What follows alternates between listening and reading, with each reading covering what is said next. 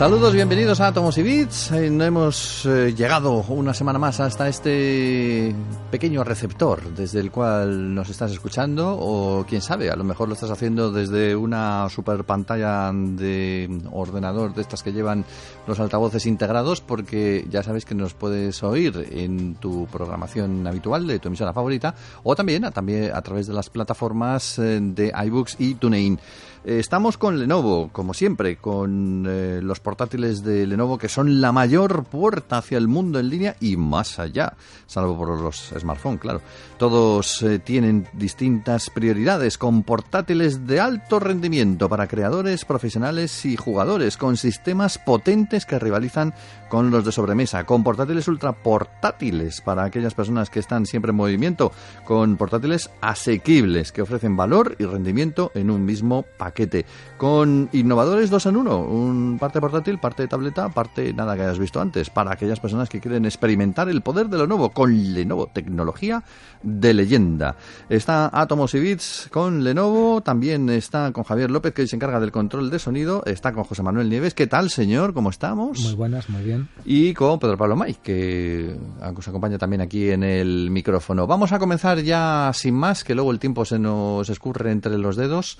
Y fuera sintonías. Vamos a empezar ya directamente en plan deportista, porque en alguna vida anterior hemos sido atletas griegos, tú y yo, José Manuel. En Olimpia. No, más griego que atleta, pero bueno. No voy a entrar en provocaciones, pero y es que me estaba acordando del eslogan aquel que decían Quitius, Altius y Fortius, cada vez más fuertes, más poderosos, más altos, como el Homo sapiens, que cada día es más alto y más fuerte. En aquel momento era verdad y ha sido verdad hasta ahora. Entonces todos tenemos la idea, que la tenemos metida, ¿no?, en el subconsciente, y sobre todo, fíjate, en los tiempos después de las guerras, de las grandes guerras europeas hasta ahora, pues nos hemos dado cuenta de que nuestros hijos cada vez son más altos, son más fuertes, viven más tiempo, o sea, la esperanza de vida ha aumentado, y eso nos ha llevado a pensar que probablemente estuviéramos muy lejos de nuestro límite ideal, de nuestro límite máximo de capacidades biológicas. Incluso hay ciertas investigaciones que hablan de prolongar la vida del ser humano pues más allá de los 150 años. Qué aburrimiento, ¿no? Bueno, depende de lo que haya en las redes sociales en ese momento lejano del futuro, ¿no? Porque vete a saber. Pero bueno, la cuestión es que un equipo de investigadores franceses acaba de echar un jarro de agua fría a todas esas expectativas. Es decir, según ellos, y ahora te explicaré porque han hecho un estudio comparativo de datos que no se había hecho nunca hasta ahora, utilizando un montón de parámetros de salud y de salud de poblaciones de muchos países, de miles y miles de personas durante los últimos 120 años. Es decir, se dice pronto, ha sido un estudio muy profundo. Y la conclusión sorprendente es que hemos llegado al límite de nuestras capacidades biológicas. ¿Qué quiere decir? Que en el futuro, por mucho que mejore la alimentación, por mucho que mejoren todas las mejoras posibles, los hábitos de vida, todo lo que quieras, ni seremos más altos que ahora, ni seremos más fuertes que ahora, ni seremos más viejos que ahora. Es decir, hemos llegado al límite, a los límites biológicos de nuestra especie. Ahora maticemos, porque claro, estamos hablando estadísticamente. Siempre hay casos excepcionales, pero como media, como tú sí, se señala a sí mismo, vosotros que no lo veis, pero yo sí, él se señala a sí mismo como caso excepcional, que lo es, porque me saca casi la cabeza. Pero bueno, la cuestión es esa, ¿no? Y lo que ves, ya me has hecho perder el hilo. No, hombre, estábamos hablando de que estadísticamente no vamos exacto. A llegar más allá, pero puntualmente... Claro, entonces como media hemos llegado a esos límites, a los límites de nuestra capacidad, y estamos hablando de esos tres factores que te decía antes: más altos, más fuertes, más longevos. ¿Cómo se han dado cuenta de eso? Bueno, pues porque por mucho que en las últimas 2 décadas haya seguido mejorando la alimentación, los hábitos, la gente hace más deporte, todas estas cosas, no somos más altos ya desde hace, o sea, lo tienen comprobado que no hemos alcanzado no hemos superado la media de altura de las últimas 2 décadas. Pero en el caso español sí, ¿no? Porque en España ha crecido muchísimo la edad media. No, pero no en las últimas 2 décadas. Vale. Me refiero que en los últimos años, vale. A pesar de que se siguen produciendo mejoras que en el pasado daban lugar a que fuéramos más altos, viviéramos más tiempo, fuéramos más fuertes físicamente, eso ha dejado de producirse. Lo que sí tenemos es, y ese es el objetivo que se tienen, según los científicos, se tienen que marcar los políticos y las instituciones, es que cada vez un número mayor de personas sea capaz de llegar a esos límites máximos que una parte de la población ya ha alcanzado. Entonces, por un lado hay 2 cosas. Esto se divide como en 2 cosas. Primero, se han dado cuenta por primera vez de que existen límites biológicos a nuestra capacidad de mejora y de desarrollo en cuanto a esos factores que estamos hablando, ¿no? Fuerza, altura, longevidad.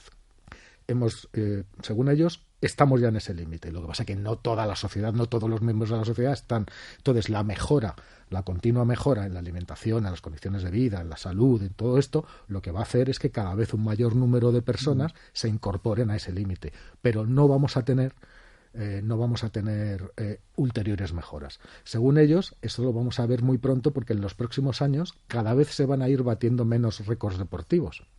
Porque ya están muy cerca de los límites humanos. O sea, los récords, no habrá grandes sorpresas ni velocistas que de repente pulvericen, o será muchísimo más raro que se produzcan récords deportivos como los que hemos estado acostumbrados en las últimas décadas, ¿no? Que precisamente coincidiendo con todo este desarrollo mundial, con las mejoras de las condiciones de vida, con los adelantos en medicina, con las campañas de vacunación, con una alimentación más sana y más equilibrada, pues hemos visto que íbamos para adelante, ¿no? Eso por un lado. Vamos a empezar a dejar de ver récords deportivos en los próximos años. Pero es que además hay algún síntoma alarmante de que ese estatus de máximos al que hemos llegado puede empezar a retroceder. Y la razón, en los estudios que han hecho, la razón es precisamente la actividad antropogénica. Es decir, por primera vez han mezclado datos biológicos y genéticos con datos ambientales. Y se han dado cuenta de que no solamente el cambio climático, que también, sino la actividad antropogénica en general puede hacer que esos límites máximos de nuestra especie empiecen a retroceder. Es decir, que si no cambiamos mucho las cosas y si no empezamos a tener cuidado de verdad, la esperanza de vida, o sea, el límite máximo en cuanto a longevidad, en cuanto a fuerza, en cuanto a altura, pues no solamente se estanque, impidiendo que cada vez un mayor número de gente los alcance, sino que empiece a retroceder. Y eso es una cosa que depende más que nada de nosotros mismos. Los investigadores han visto algunos síntomas preocupantes en algunas poblaciones. Por ejemplo, en algunas poblaciones africanas han visto que efectivamente esto está sucediendo ya. Y eso implica que en la actualidad esas poblaciones a las que están retrocediendo, cuyos límites máximos biológicos, después de haberlos alcanzado, están retrocediendo, pues significa que esas poblaciones de alguna manera ya no son capaces de ofrecer a sus descendientes las mismas ventajas que han recibido ellos en cuanto a alimentación o en cuanto a forma de vida, ¿no? De todas maneras, 20 años no es un periodo demasiado corto para decir que hemos alcanzado el límite, porque esto me está recordando cuando aquel profesor norteamericano no cuando dijo venimos, que era el final de la historia. Ten en cuenta que es un estudio que abarca 120 años. Es mucho tiempo. En esos 120 años ha habido unos picos muy grandes que han coincidido efectivamente con la mejora generalizada de las condiciones de vida en Occidente, por lo menos, ¿no? Después de las guerras mundiales, desde los años 40-50 hasta los años 2000, bueno, ha sido un incremento enorme. Es cuando, por eso tenemos esa idea en la cabeza. Ahora tenemos en España adolescentes que están cerca del 1,90 m, 1,85 m, casi 2 metros, o sea, tenemos adolescentes realmente grandes para lo que era el españolito medio de los años 50, eso se nota un montón. Es decir, ha ido el españolito, la idea que tenemos de españolito clásico de los años 50 es bajito, achaparrado, regordete, o sea, el típico españolito. Bueno, eso ha quedado destrozado en 2 o 3 décadas. Pero en los últimos tiempos se ha producido ya ese estancamiento, no porque las condiciones hayan empeorado, sino porque existe ese límite biológico que antes se desconocía y que estos investigadores creen haber aportado. De hecho, ellos dicen en su estudio que somos la primera generación que es consciente de que existe ese límite biológico. Ahora bien, lo que tenemos que hacer es conservar ese límite biológico. Si hemos llegado hasta arriba en nuestras posibilidades biológicas, lo que tenemos que hacer es mantener esas condiciones y, como te decía antes, permitir que un número cada vez mayor de ciudadanos, de individuos, de miembros de la sociedad alcancen, porque no todos lo alcanzan. También hay desnutrición en nuestros días, por desgracia, grandes bolsas de pobreza. También hay niños que por desnutrición no alcanzan la altura que deberían de tener si hubieran tenido un alimento. Es decir, hay que mejorar las condiciones de la sociedad para que, una vez alcanzado ese límite, se vayan incorporando a él un número cada vez mayor de personas. Y mucho cuidado con las actividades, que es la segunda parte, antropogénicas, o sea, las actividades humanas, porque esas actividades humanas, o sea, pueden ser responsables de nuestro propio deterioro como especie, que esa es la alerta que surge de esta investigación. O sea, por ejemplo, el sedentarismo y... Claro, no solamente el sedentarismo, pues la industrialización, la contaminación, el cambio climático también, es decir, el uso de pesticidas de forma incontrolada, es decir, todos esos males que de vez en cuando y de forma aislada hay toques de atención en los medios, en la sociedad, en los portavoces que denuncian estas situaciones. Bueno, pues todos ellos juntos pueden tener un efecto negativo en esos límites biológicos en general, con lo cual lo que haríamos es, hemos llegado hasta arriba y en lugar de mantenernos arriba podríamos empezar a retroceder, es decir, a ser cada vez otra vez más bajitos, menos fuertes y vivir menos de lo que estamos ahora, que es justo lo que nuestros sentidos nos dicen que está pasando todo lo contrario, pero porque tenemos muy interiorizada esa idea de que nuestros hijos son más altos que nosotros, son más fuertes que nosotros, más listos que nosotros, porque tienen más posibilidades, han tenido más de todo. Vale, eso es cierto hasta ahora. Entonces, según... Mira, eso es que tus teléfonos son más mejor sonido que los que había hasta ahora. No se dan por oídos. Bueno, pues esa es un poco lo que nos viene a decir este estudio, que me ha parecido muy muy interesante. Sí, es que no lo podéis ver porque estamos aquí a través de la radio, pero tiene este momento 17 teléfonos encima de la mesa, porque como él siempre maneja mucha tecnología. Lo peor es que suenan todos a la vez. Claro, entonces apagas 14, te da igual, hay 3 encendidos y suenan. Pero luego lo haremos de teléfonos. Ya que estamos hablando de estar arriba y mantenernos arriba, sabéis que nos gusta mucho mirar hacia el espacio, mirar más allá de las fronteras terrestres, y vamos a mirar muy muy arriba. Vamos a mirar hasta la nave Juno, que tendría que estar en un sitio y no está en ese sitio. ¿Qué ha pasado con la nave Juno? ¿Se la han llevado los marcianos o qué? No está exactamente en ese sitio, lo cual pero está o no está. Mucho. Sí, está. Está. Pero no está donde debería estar. Entonces, eso, bueno, para empezar, ¿dónde está? Bueno, está en Júpiter. La nave Juno es la última sonda que ha enviado la NASA para estudiar Júpiter y nos está dando unas imágenes maravillosas porque está bajando mucho, está acercándose a Júpiter más que otras sondas que lo han estudiado. Se pone hasta a 4.000 kilómetros de altura sobre la capa de nubes, que eso no es nada, porque es un planeta tan grande que 4.000 kilómetros en relación al radio del planeta es como si estuviera ahí mismo, ¿no? Hay unas fotos espectaculares. Sí, con color, que parecen sacadas de cuadros de Van Gogh, de las que han sacado últimamente. Espectaculares, realmente espectaculares. Pero resulta que la posición en la que se encuentra la sonda Juno no coincide con la posición que debería tener según todos los modelos orbitales conocidos. Es decir, está desplazada. No está exactamente en el sitio donde debería estar. Está en Júpiter, pero no está en el punto que debería de estar. Entonces, un equipo, además de investigadores españoles de la Universidad de Valencia, se han dado cuenta de este hecho.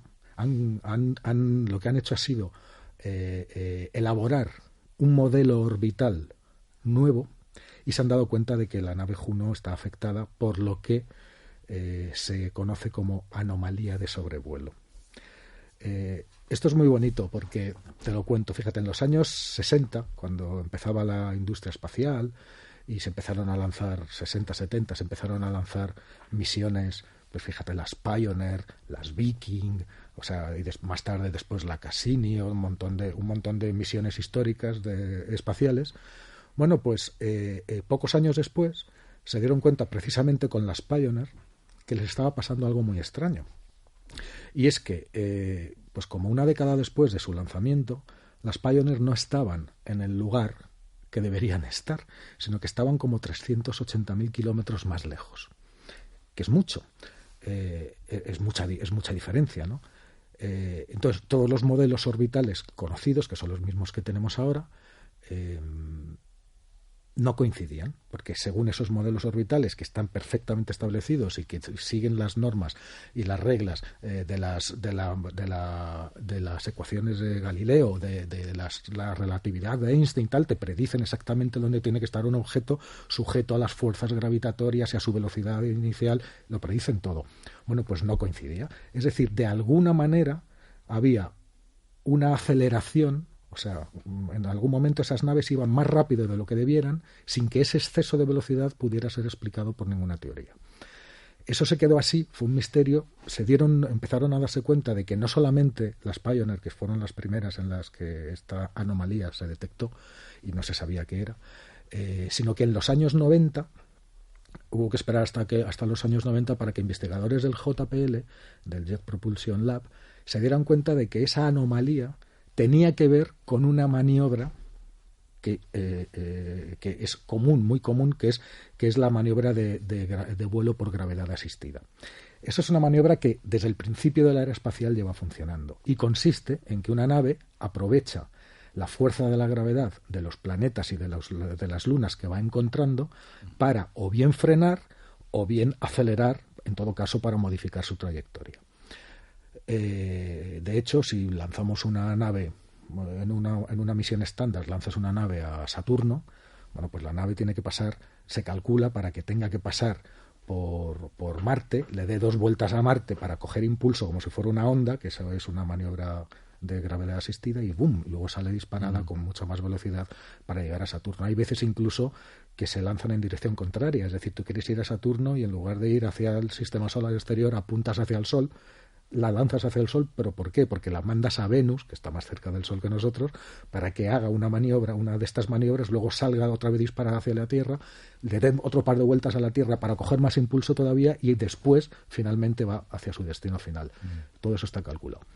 Bueno, pues desde ese momento esa anomalía tiene ese nombre, se llama anomalía del sobrevuelo, y se ha comprobado que afecta a un gran número de las misiones espaciales. Y cuando digo un gran número, digo exactamente eso, porque uno de los mayores misterios, ¿por qué no a todas?, es que no las afecta a todas.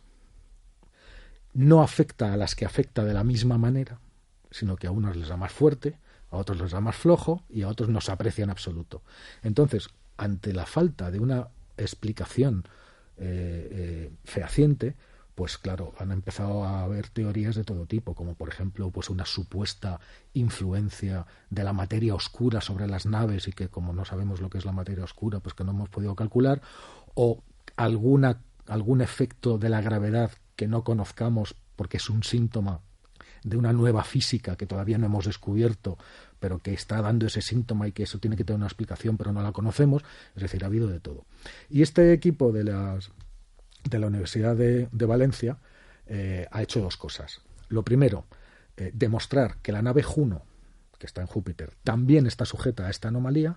Y lo segundo, aventurar una explicación que es muy, muy pertinente. Entonces, ellos se han basado en los momentos de máxima aproximación de la nave Juno a la superficie del planeta para darse cuenta de que la anomalía existía, y luego se han dado cuenta de que esa anomalía, que es una aceleración extra, tiene un componente de velocidad radial muy, muy pronunciado. Eso significa que cuanto más cerca del planeta está, además Júpiter es un buen candidato porque como es el planeta más grande del sistema solar, pues todos los efectos se multiplican más que en la Tierra o más que en Venus, ¿no?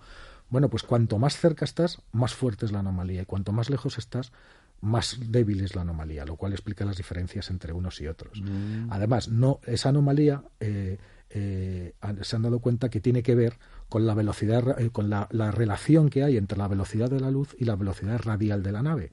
Claro, no es la misma una nave que va a una velocidad X y se acerca a un planeta como la Tierra, por ejemplo, a otra que va a otra velocidad diferente y se acerca a un planeta mucho más grande como Júpiter. Por eso varía entre las que varía. Y en algunas no se da en absoluto. Eso también quedaría explicado por esta idea, ¿no? Entonces, han aplicado, basándose en estos momentos de máxima aproximación, que se pueden considerar sobrevuelos también, pues porque Júpiter es muy grande, como te he dicho antes, ¿no? Y 4.000 kilómetros encima de las nubes es poca distancia con relación al tamaño del planeta, pues han podido elaborar un modelo orbital paralelo, nuevo y diferente, para el cual han tenido en cuenta todas las posibles efectos gravitatorios a los que puede estar sometida la nave. Por supuesto, los de Júpiter, los de sus principales satélites, Io, Calisto, los más grandes, incluso algunas oscilaciones que se llaman armónicos que se producen, que están estudiados y que se sabe cuál es su origen. Entonces han podido calcular y se han dado cuenta de que, al ser muy grande Júpiter, la anomalía es 10 veces más fuerte de lo que podría ser con esa misma nave alrededor de la Tierra, pero que esa anomalía va disminuyendo con la distancia, con lo cual tenemos por primera vez una explicación lógica para esta anomalía. ¿Para qué? Es decir, la nave Juno en el fondo nos da un poco lo mismo que esté unos kilómetros más para acá que unos más para allá, pero para maniobras de precisión es una cosa muy importante, ¿no? Y sobre todo el síntoma es que hay algo que se nos estaba escapando, un efecto gravitatorio que no hemos considerado o algo nuevo y que no estaba explicado hasta ahora. Y entonces es la forma de explicarlo. Y sobre todo porque nos gusta saber dónde están nuestras naves, no que vayan, que se salgan de los cálculos y tal. Es decir, un misterio, que es este de las anomalías, que lleva varias décadas estando, pues creemos que estamos muy cerca de la solución. Y lo más molón es que ha sido resuelto por investigadores españoles. Eso es.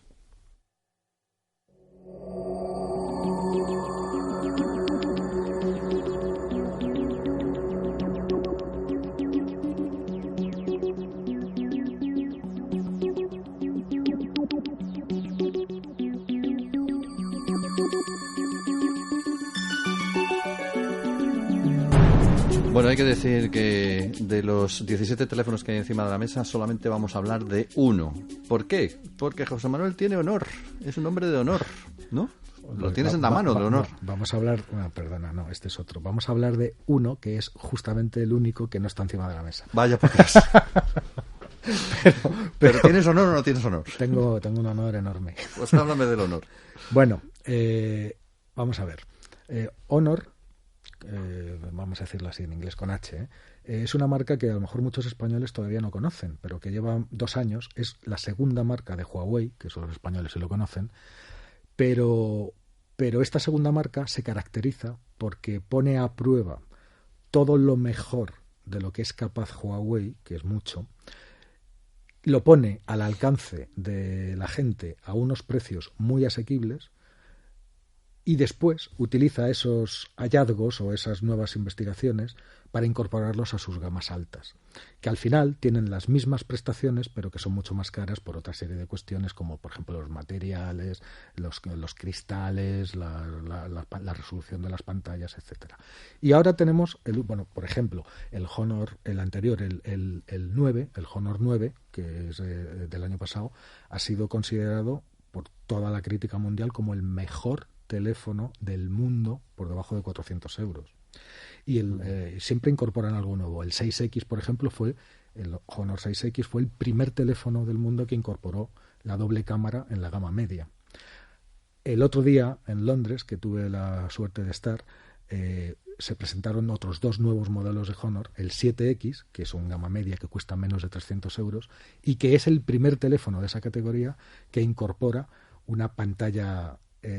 estas pantallas sin bordes, que son los que llevan las gamas altas hasta ahora, que son todo pantalla, lo cual permite que un teléfono pequeñito tenga una pantalla enorme y sea mucho más pequeño que los anteriores que tenían pantallas tan grandes. Y además han presentado uno, que por eso no lo tengo porque no llega hasta enero, que es el nuevo V10 o el Honor View 10.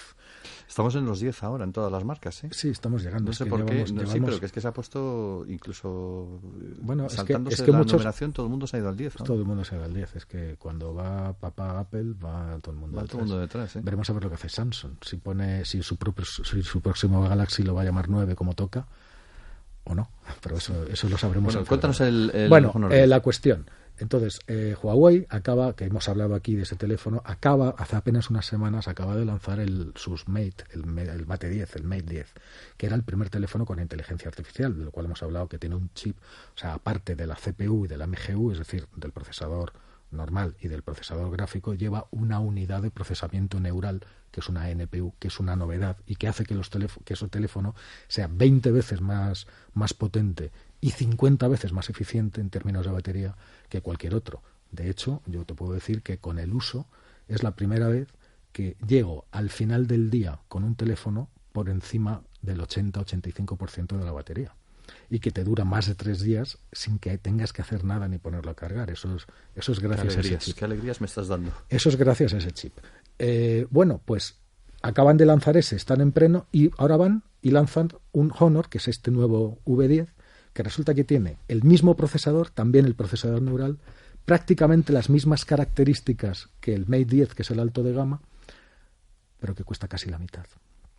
Entonces tú te preguntas, pero vamos a ver, si es la misma empresa, es la misma matriz, ¿cómo puede estar dando, por un lado, el Mate 10, que cuesta cerca de 800 euros, y por otro lado, este Honor, que cuesta 490, y con las mismas prestaciones? O sea, es como, dice, algo no funciona. Algo no falla. Bueno, pues he ido mirando. Entonces, primero, lleva una doble cámara, efectivamente, el V10, pero en el caso del Mate 10, esa cámara está certificada por Leica, que es la del Honor. Lleva unos sensores igual de 20 y de 16 megapíxeles, pero no están certificados por Leica. La pantalla también es peor, pero sobre todo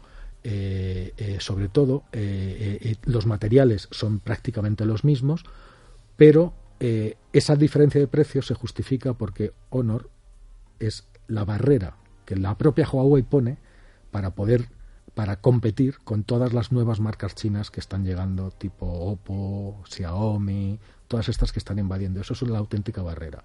Y mientras Honor combate en ese terreno, la propia Huawei puede seguir combatiendo con los números 1 de las listas, que son Apple, que son Samsung, y seguir con su camino. Entonces le ponen más lujo a los terminales de la gama Mate 10 y las mismas prestaciones con algo menos de lujo en su misma gama de bajo precio. Con lo cual es una estrategia brillante y parece, así a primera vista, parece que compiten consigo mismos. Además le añaden funciones que el Mate no tiene, como por ejemplo el Honor V10 tiene un sistema de reconocimiento facial basado en la inteligencia artificial que es muy parecido al que tiene el iPhone 10, muy parecido, tan parecido que parece casi el mismo o copiado, pero de eso hablaremos en otro momento. Nos vamos, pues 490 euros, me has dicho, ¿no? 499, mientras que el Mate 10 está por encima de los 700, entre 700 y 800. Ahí no. Bueno, antes de irnos, recordar que estamos con Lenovo, que tiene tabletas como la Yoga, que estrena una nueva era en diseño en las tabletas, con distintos modos de uso que hacen que se pueda adaptar, con una autonomía extraordinaria prolongada de la batería y con la posibilidad de elegir el sistema operativo, lo que le convierte en un dispositivo ideal para trabajar y para jugar. El Yoga Tab 3 Pro, el Yoga Book con Android, o el Yoga Book también con Android, que está disponible también en un 2-en-1. Estamos con Lenovo, tecnología de leyenda. Estamos con Automosivits. Javier López se ha encargado hoy del control de sonido. José Manuel Nieves está recogiendo ya todos sus teléfonos. Nos vemos la semana que viene y nos oímos. Hasta luego, señor. Y saludos también de Pedro Pablo May. Lo dicho, hasta dentro de 7 días.